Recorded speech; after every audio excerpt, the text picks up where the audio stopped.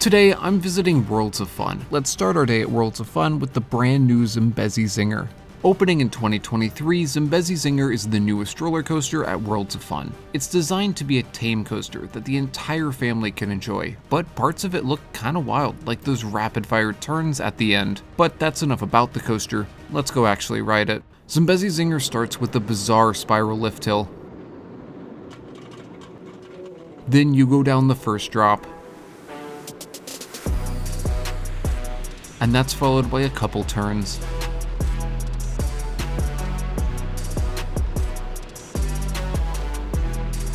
And then you turn around the spiral lift hill. That's followed by a big hill, and then some super low to the ground turns.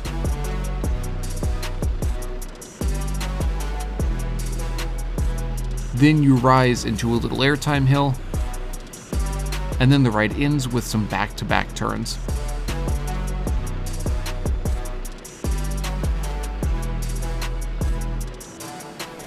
That was pretty fun. It's surprisingly chill. It's definitely a family coaster. It is a little bit rough, but overall, that's really fun. I'll give it a 7 out of 10. Zambezi Zinger was an incredible way to start the day off, but that's just the beginning, as today we're going to be doing a loop around the park, obviously starting with the Zinger and working our way around the park, riding every single roller coaster. So let's continue our loop around the park by going over to Boomerang.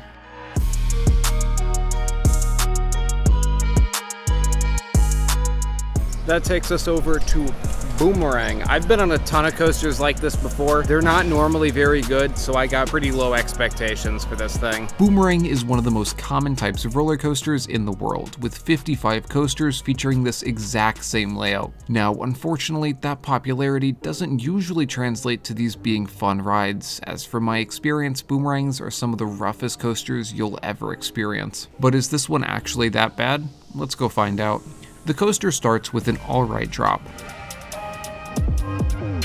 Then you go into 2 back-to-back inversions. And then a loop. Following that, you climb up a lift hill, and then you drop backwards, going back through the entire layout.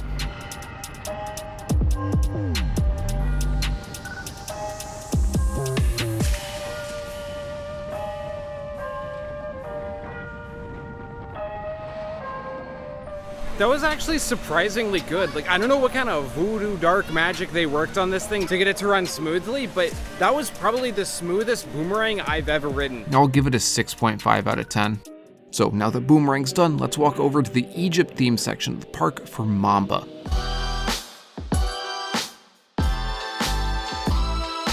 Mamba is the tallest coaster in the park. It stands 205 feet or 62 meters tall, which is massive for a roller coaster and makes it the second tallest coaster in all of Missouri. Also, according to the people who have ridden it, it's home to some absolutely insane airtime. I'm pretty excited about Mamba here. It looks insane. It looks like it's gonna be crazy good.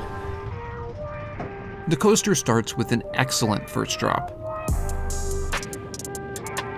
Then you rise up into a massive airtime hill.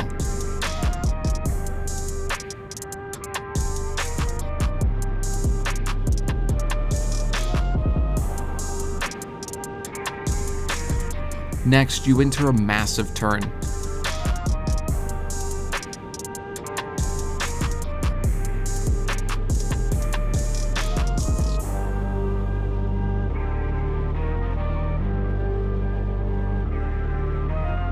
And then you hit a surprising pop of airtime.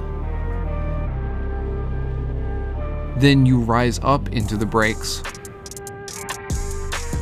And following that are these crazy back-to-back airtime hills.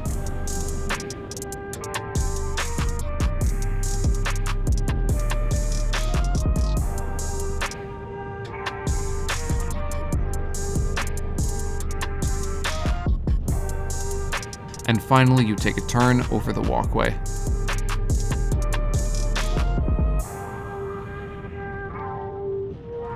Bro, Mamba was actually like kind of insane. The airtime that thing gives is wild. That thing was fantastic. I'll give it an 8 out of 10. So now that Mamba is done, let's continue our journey around Worlds of Fun by taking the somewhat long walk over to the Timberwolf.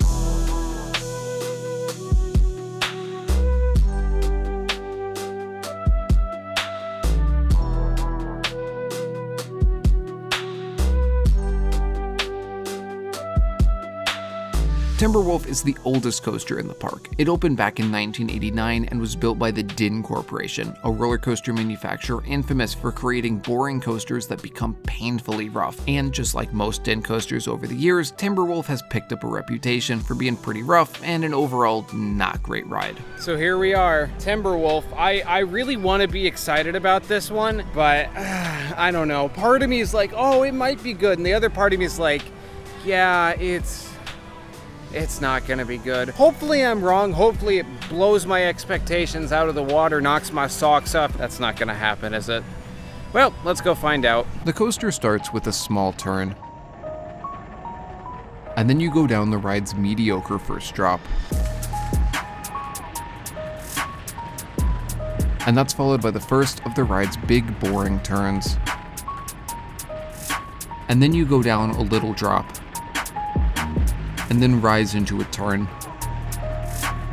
That's followed by a little weak airtime hill, and then another boring turn.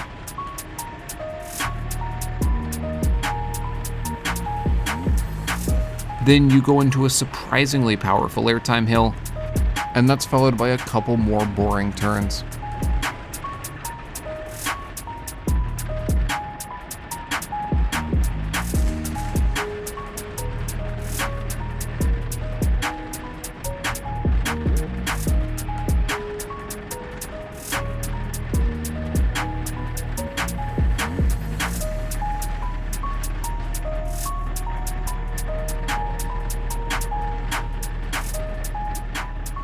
Alright, so it's better than I expected it to be, but it still wasn't very good. Occasionally there was a good moment, but for the most part the ride was just slow, boring turn, followed by slow, boring turn. I'm not the biggest fan of the Timberwolf, I'll be honest. I'll give it a 4 out of 10. Anyway, now that that's done, I'm getting pretty hungry, so I'm gonna go find some food.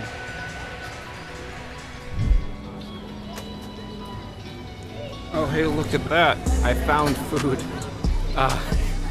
This was a funnier bit in my head. Anyways, for lunch I got just a hamburger and fries. They look pretty good.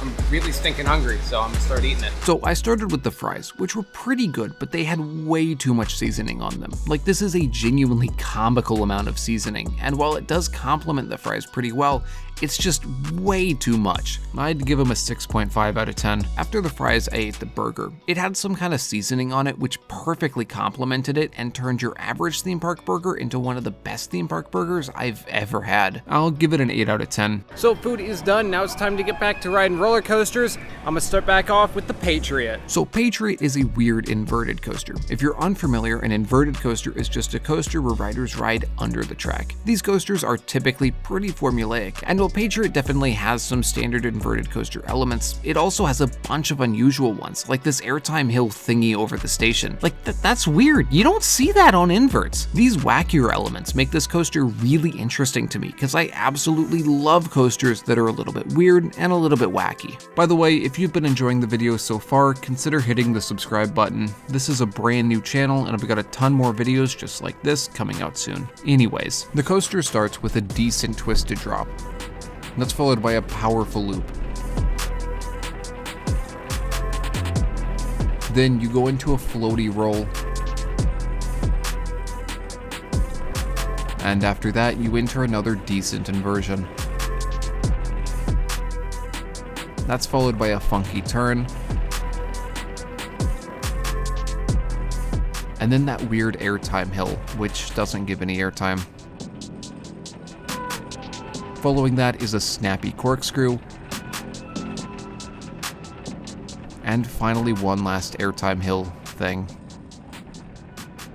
Hey, that was fun. I always love it when coasters are a little weird, a little wacky, and that most certainly was a little weird and a little wacky. I'll give it a 7 out of 10. So with that, let's continue our journey around Worlds of Fun by walking past this wildly blue pond thing and into the East Asia themed section of the park for spinning dragons. I'm excited for this. I absolutely love these spinning coasters. Like, it's not going to be the best coaster in the park, but they're just so fun. I'm excited. I'm going to have a good time on it. The coaster starts with a curved drop. Then you rise into a section of switchbacks.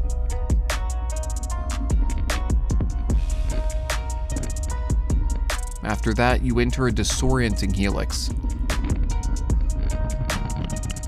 which is followed by another helix.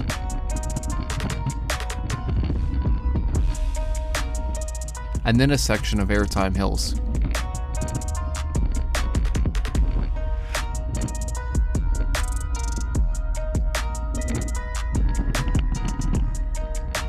And finally, one last helix. Yeah, that was a good time. It's not the best coaster in the park, not by a long shot, but they're just so fun. I'll give it a 6.5 out of 10. So now that we're done spinning with dragons, it's time to take the journey over to the Prowler.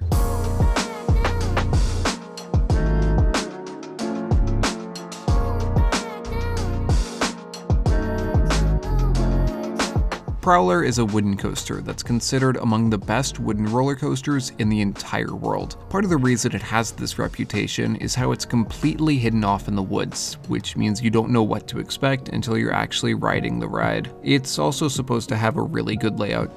Alright, here we are. We're at the Prowler. This is the last coaster to do today, and I'm pretty excited. A lot of people say this is the best coaster in the park, so I got high expectations. Hopefully it'll be good. The coaster starts with a solid curve drop. Then you rise up into a big turn. And following that is a fun section of rapid fire turns and airtime hills.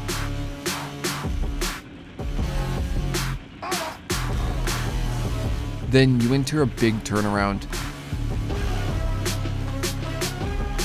And after that, it's more fun turns and airtime.